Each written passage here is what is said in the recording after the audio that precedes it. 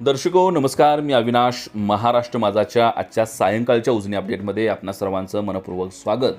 दर्शको, आज वार सोमवार दिनांक 26/5/2025. आज सायंकाळची उजनी अपडेट अशी की आज दिवसभर पुणे परिसर आणि उजनी भागामध्ये अतिशय चांगल्या पद्धतीनं पावसानं बॅटिंग केल्यामुळं पुन्हा एकदा उजनी धरणाच्या पाणी पातळीमध्ये अतिशय चांगल्या पद्धतीची वाढ झाली आहे. आज दिवसभरामध्ये 2.99% म्हणजेच जवळपास 3% इतका पाणीसाठा हा उजनी धरणामध्ये वाढला आहे. पाण्याची जी आवक दौंडमार्गे सुरू आहे त्यामध्ये देखील वाढ होऊन आज सकाळची 18,506 क्युसेकनं सुरू असलेली आवक वाढून 19,328 क्युसेकनं पाणी हे त्या ठिकाणी उजनी धरणामध्ये जमा होतं आहे. उजनी धरणाची पाणी पातळी सकाळी -7.72% इतकी होती. त्यामध्ये चांगल्या पद्धतीचं वाढ होऊन ती -4.73% इतका पाणीसाठा हा त्या ठिकाणी धरणामध्ये आहे.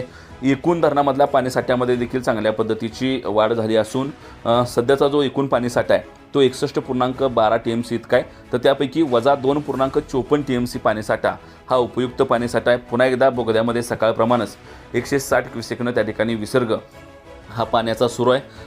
आज दिवसभर पुणे जिल्ह्याला पावसानं झोडपल्यामुळं पुणे जिल्ह्यातील घाटमाथ्यावर देखील पावसाची विक्रमी नोंद झाली आहे. त्यामुळे येत्या 2-3 दिवसामध्ये उजनी धरणामध्ये येणारी पाण्याची आवक पुन्हा मोठ्या प्रमाणामध्ये वाढू शकतो. त्यामुळं सरकारकडून नदीकाठला त्या ठिकाणी सतर्कतेचा इशारा देण्यात आला आहे. उजनी धरणाच्या पाण्या पातळीमध्ये गेल्या अनेक वर्षापासून पहिल्यांदाच मे महिन्यामध्ये इतक्या चांगल्या पद्धतीची वाढ झाल्यामुळं बळीराजा निश्चितपणानं आनंदी असणार आहे. भीमा नदीकाठला मोठ्या प्रमाणामध्ये हा पाऊस पडतोय त्यामुळे तिथलं पाणी देखील नदीपात्रामध्ये येतंय.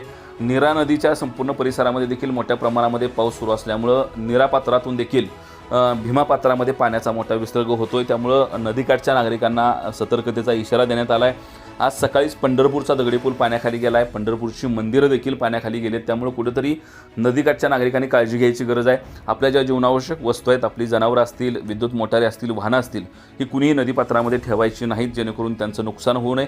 आणि ही जर खबरदारी घेतली तर निश्चितपणानं मे महिन्यातच हा सुरू झालेला जो काय पावसाळा आहे तो शेतकऱ्यासाठी आनंद देणारा असणार आहे.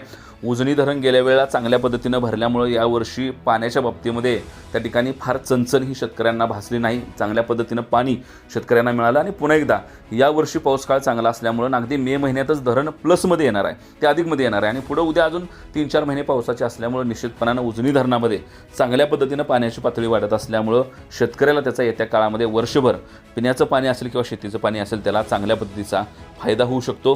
त्यामुळं शेतकऱ्यांसाठी ही आनंदाची बातमी असली तरी काळजी घेणं गरजेचं आहे. आणि त्यासोबतच पाऊस पाण्याच्या बातम्याने उजनीच्या अपडेटीसाठी महाराष्ट्र माझाशी जोडून राहायचं आहे. आमच्या सगळ्या प्लॅटफॉर्मला फॉलो करा, सबस्क्राईब करा आणि आमच्याशी जोडून राहा. धन्यवाद.